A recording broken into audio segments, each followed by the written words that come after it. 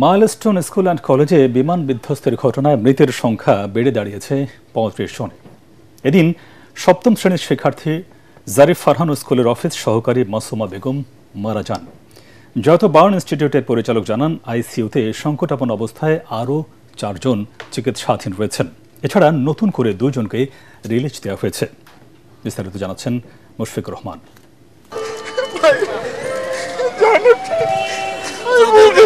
আদরের ছেলেকে হারিয়ে শোকে পাগল প্রায় বাবা।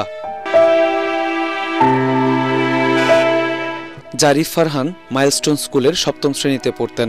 বিমান দুর্ঘটনায় 40% পুড়ে যাওয়া শরীর নিয়ে ৬ দিন মৃত্যুর সাথে লড়ে অবশেষে না ফেরার দেশে পাড়ি জমান তিনি। প্রথম রাতটা আমরা ঢাকা মেডিকেল রাখছিলাম, ওইখান থেকে সেই দিনই রাতেই ওর অবস্থার অবনতি হয়।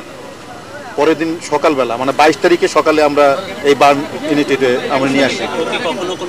হ্যাঁ, তখন কথা বলছে। ও 21 তারিখ 22 তারিখ সকাল পর্যন্ত আমার সঙ্গে কথা বলছে। মাইলস্টোন স্কুলে বিমান বিধ্বস্তের ঘটনায় প্রতিদিন বাড়ছে মৃতের সংখ্যা। শনিবার জারিফ ছাড়াও মারা যান মাইলস্টোনের অফিস সহকারী মাসুমা বেগম। শরীরের 90% পুড়ে গিয়েছিল তাকে হারিয়ে শোকের ছায়া নেমে আসে তার পরিবারে। মোনালিসা হেভি ফ্লো 15 পিস প্যাকেটের সাথে 8 পিসের একটি প্যাকেট একদম ফ্রি। আমার থেকে মাপ টাপ নিচে স্বামী হিসাবে যা একটা অধিকার ছিল দুঃখ প্রকাশ করে গেছে। আমার ছেলে সন্তানের হয়তো ভালো মনে কোনো লেখাপড়া করাইতে চাইছিল, সংসারটা আগাইতে চাইছিল, এরকম ধরনের মানে একটা স্বপ্নটা মানে চলে গেল। আমার 2টা সন্তান মানে এতিম হয়ে গেল আর কি। আমার তো কিছু নাই, সব শেষ। বিমান বিধ্বস্তের ঘটনায় এখন পর্যন্ত 35 জনের মৃত্যু হয়েছে। জাতীয় বার্ন ইনস্টিটিউটের পরিচালক জানান, আইসিইউতে 4 জন ভর্তি আছেন যাদের অবস্থা সংকটাপন্ন। এছাড়া আরও 9 জনের অবস্থা বেশ গুরুতর বলে জানান তিনি।